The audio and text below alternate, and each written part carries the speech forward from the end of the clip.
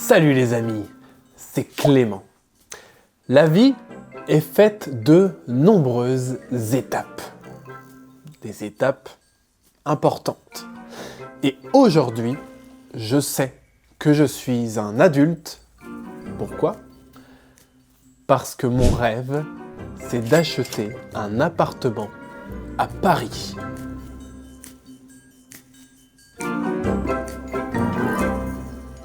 Acheter un appartement à Paris. Oui, mais est-ce que c'est si simple que ça? Est-ce que c'est si facile? On va essayer de réaliser mon rêve ensemble. Allez, c'est parti! Première étape, mes critères de recherche. Qu'est-ce qui est important pour moi, pour ma recherche d'appartement? Qu'est-ce qu'il doit y avoir dans l'appartement de mes rêves? Le plus important pour moi, c'est la localisation, l'emplacement, là où se situe l'appartement. C'est très important parce que c'est là que je vais vivre, c'est l'endroit où je vais vivre.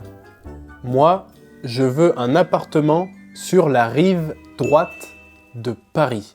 Le côté droit de Paris par rapport au fleuve qui est la Seine. Il y a la Seine qui traverse Paris de droite à gauche et moi, je veux être au-dessus de la Seine, donc à droite de la Seine. Voilà. Je veux absolument être dans Paris, à l'intérieur de Paris et pas en banlieue, à l'extérieur de Paris. Ça ne m'intéresse pas, l'extérieur de Paris. Et je veux habiter soit dans le 9e, le 10e, le 11e ou le 12e arrondissement. On a 20 arrondissements au total dans Paris et je veux habiter entre le 9e et le 12e arrondissement. Simple. C'est facile, de 9 à 12. Hyper simple. C'est parfait. J'ai ma zone de recherche. Je sais où est-ce que je vais rechercher des appartements. Maintenant, je dois définir mon budget, l'argent. Combien est-ce que je peux mettre dans cet appartement? Quel est mon budget maximum? Mais ça, c'est un secret. Je ne vous le dirai pas. Mais vous pourrez le deviner à la fin de la vidéo quand je vous parlerai du prix par rapport à la taille de l'appartement parce que je vous donnerai la taille de l'appartement que je recherche. Donc, vous pourrez calculer le prix de l'appartement et donc mon budget. Mais pour ça, il faut rester jusqu'à la fin de la vidéo. En parlant de budget, est-ce que vous saviez que le quartier le plus cher de Paris, c'est le 7e arrondissement avec un prix en moyenne de 13 600 € par mètre carré. C'est énorme. En même temps, c'est l'arrondissement où il y a la Tour Eiffel. Coïncidence? Je ne pense pas. J'aimerais tellement voir la Tour Eiffel de ma fenêtre. Ça serait super agréable. Mais malheureusement, c'est très cher.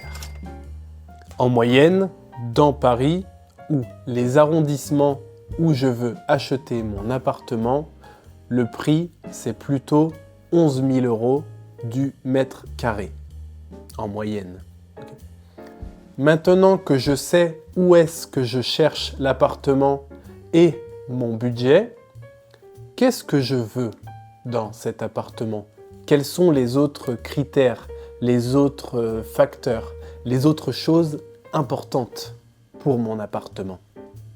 Je fais la liste de toutes les choses dont j'ai besoin dans mon appartement. Par exemple, j'ai besoin d'une surface au sol de 35 mètres carrés minimum parce que je veux une chambre mais aussi un salon. Et donc, il me faut un peu de place pour avoir ces 2 pièces. J'ai aussi besoin d'un coin bureau, comme derrière moi, pour travailler et aussi pour faire des vidéos comme celle-ci. Je voudrais une cuisine ouverte. En France, on appelle ça une cuisine à l'américaine. Ce type de cuisine est super pour ne pas perdre de place parce que je peux avoir ma cuisine dans le salon et ne pas avoir encore une pièce supplémentaire en plus pour la cuisine. Selon moi, la cuisine n'a pas besoin d'une pièce à elle toute seule, juste pour la cuisine, même si j'adore cuisiner des bons petits plats et passer du temps dans ma cuisine. Je crois que ma liste de critères est complète. On peut passer à la deuxième étape. La deuxième étape, c'est la sélection. Je vais choisir les appartements que je veux visiter, que je veux voir. Je vais sur mon site préféré qui s'appelle Jinka. Il regroupe toutes les annonces d'appartements qui sont à vendre et qui correspondent aux critères que je recherche, les critères que je viens de choisir dans l'étape d'avant. Je regarde les annonces d'appartements, les photos, l'ensemble des taxes, les choses qu'on doit payer tous les mois pour l'appartement. Des taxes, il y en a beaucoup en France. Et oui. Je regarde aussi le diagnostic énergétique. Qu'est-ce que c'est? Le diagnostic énergétique, il mesure le niveau énergétique de l'appartement. On le mesure, ce niveau, et on lui donne une note entre A et G. A, B, C, D, E, F, G. Le début de l'alphabet. La lettre A, c'est pour les logements les mieux isolés. Les logements qui conservent le mieux la chaleur. Dans un logement de lettre A, on consomme peu d'énergie et peu de chauffage. Au contraire, dans un logement de lettre G, on utilise beaucoup d'électricité, beaucoup d'énergie et beaucoup de chauffage. Et donc, comme on consomme beaucoup d'énergie, on perd beaucoup d'argent. On paye beaucoup. Un logement A consomme moins d'énergie et donc est mieux pour l'environnement. Il contribue à prendre soin de l'environnement et de la planète. Si on a un logement avec une bonne lettre, une lettre A, B ou C, on consomme moins d'énergie, on prend soin de l'environnement et on consomme moins les ressources de la planète. Et c'est une chose importante à prendre en compte quand on veut acheter un appartement. Un appartement avec une lettre G va coûter moins cher qu'un appartement avec une lettre A parce qu'il est moins bien isolé et il va consommer plus d'énergie sur le long terme, sur la durée. Si l'appartement me plaît, si j'aime bien l'appartement que je trouve sur Jinka, mon site préféré, si l'appartement correspond à mes attentes, à ce que je veux, ou même si j'ai un coup de cœur sur un appartement, je le mets en favori. Favori, favori, favori. Et voilà, ma sélection est faite. C'est terminé. On passe à la troisième étape.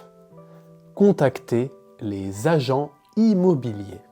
Les agents immobiliers sont ceux qui s'occupent de faire visiter les appartements pour les vendre. Ce sont mes meilleurs amis aujourd'hui. J'en vois environ 3 ou 4 tous les jours quand je fais des visites. C'est simple, il faut les appeler pour organiser une visite de l'appartement. Je vais appeler les agents immobiliers pour essayer de faire des visites, pour visiter les appartements. Allez, c'est parti. Allô? Oui, bonjour. Je vous contacte concernant votre appartement situé dans le 11e arrondissement, un appartement de 38 mètres carrés, pas très cher en plus. Ah, il a déjà été vendu. D'accord. Tant pis. Merci. Oui, bonne journée. Bon, ça n'a pas marché pour celui-là, mais je continue. Oui, bonjour. Je suis intéressé pour visiter votre appartement. Vous n'avez plus qu'un seul créneau de visite? Quand? Ce samedi à 22h30. D'accord. Non, je vais annuler ma soirée. Pas de souci, je serai là. Oui, vous pouvez m'envoyer l'adresse? Super. À samedi, 22h30, c'est bien noté. C'est pas facile. Oui, bonjour. J'ai vu votre appartement sur une annonce en ligne et je l'aime beaucoup. J'aime beaucoup votre appartement. Vous n'avez pas renseigné le diagnostic énergétique? Ah, c'est une lettre G. D'accord. Je comprends mieux pourquoi vous n'avez pas renseigné la lettre. Eh bien, désolé, mais ça va être compliqué. Oui. Bonne journée. Lettre G. Non merci. Bonjour. J'ai eu un coup de cœur pour votre appartement. Je l'adore. Il est... Oh non, il est déjà vendu. Oh. C'est sûr et certain. Et même si je vous fais un cadeau? D'accord, oui, je comprends, c'est normal. Oh non, celui-là, je l'aimais vraiment bien. Allez, je tente un dernier. Oui, bonjour. Je voudrais plus d'informations sur votre appartement. Il est à quel étage?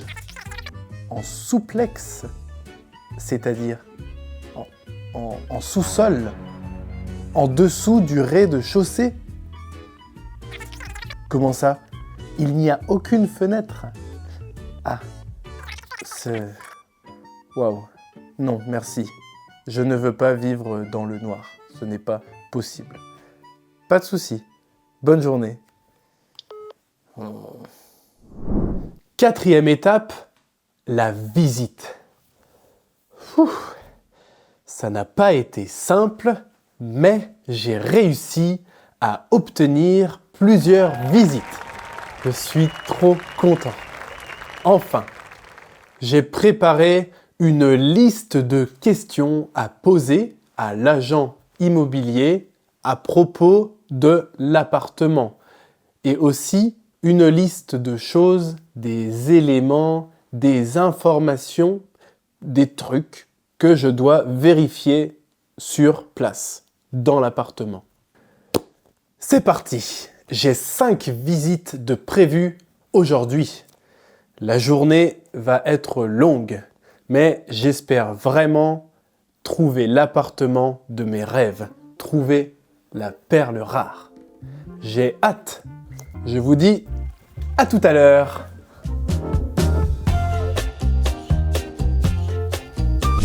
Bien, je suis revenu de mes visites d'appartement.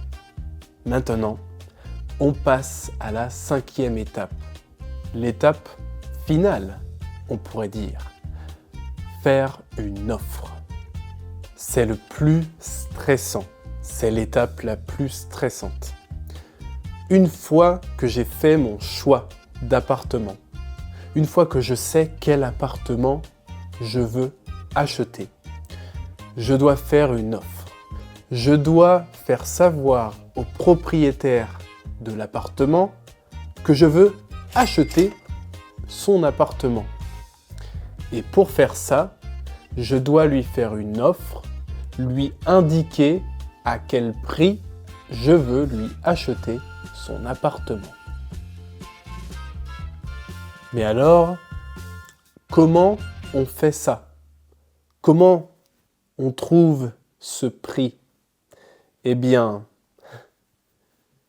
c'est une bonne question, car pour moi, c'est très difficile de savoir quel prix je vais acheter l'appartement. Donc, je propose mon prix maximum, c'est-à-dire le prix que je n'ai pas envie de dépasser pour acheter cet appartement, et ensuite, les négociations peuvent commencer. On discute pour savoir à quel prix on va réussir à être d'accord avec le propriétaire. Très souvent, à Paris, les biens immobiliers, les appartements, sont surévalués. Ils ont un prix au-dessus de ce qu'ils valent vraiment dans la réalité. Ils ont un prix au-dessus de leur valeur normale. Parce que le vendeur de l'appartement, il veut obtenir le meilleur prix possible pour son appartement. Il veut gagner le plus d'argent possible. C'est normal.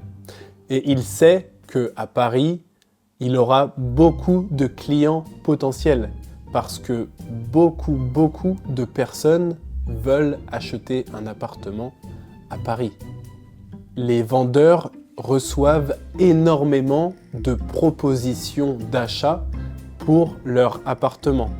Donc, si je veux avoir l'appartement, il faut que je propose un prix qui n'est pas trop bas pour que le vendeur accepte mon offre, mais mon offre doit aussi ne pas être trop haute parce que moi, je ne peux pas monter très haut non plus.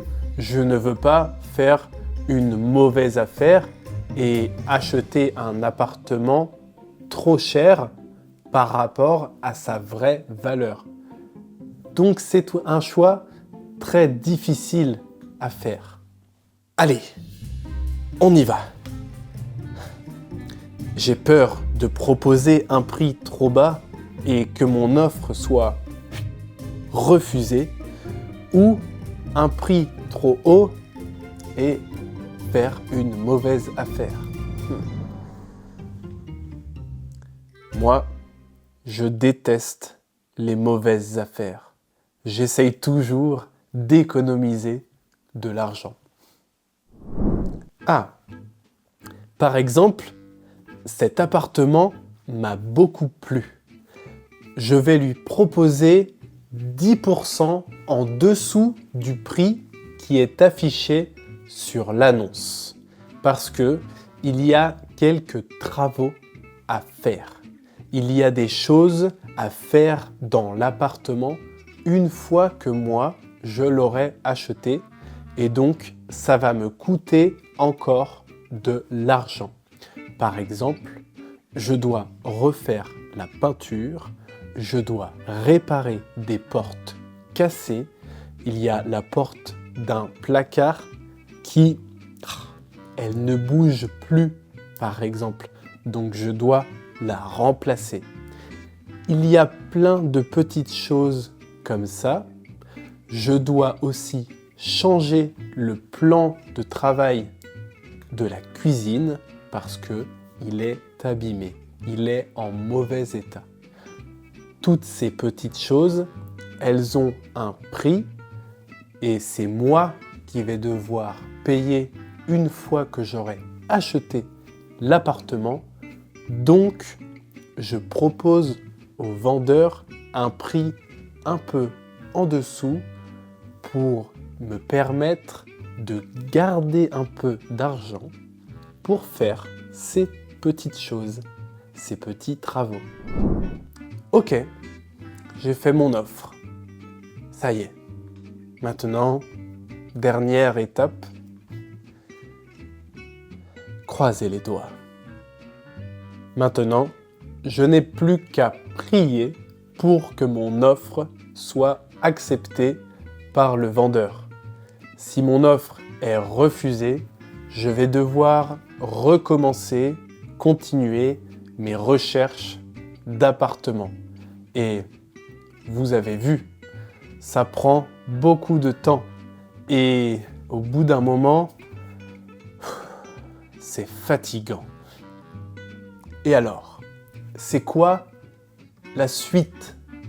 Si le vendeur accepte mon offre, c'est gagné. Je vais avoir l'appartement. Et donc, on va aller signer un compromis de vente. Un compromis de vente, c'est un document qui formalise, qui acte, qui met par écrit la vente de l'appartement. C'est très formel. Ensuite, il va y avoir la vente. Et il y a plusieurs moyens de payer l'argent, d'acheter l'appartement. Soit on achète comptant, c'est-à-dire qu'on paye cash. On donne l'argent comme ça. Si on a l'argent à disposition immédiatement, tout de suite.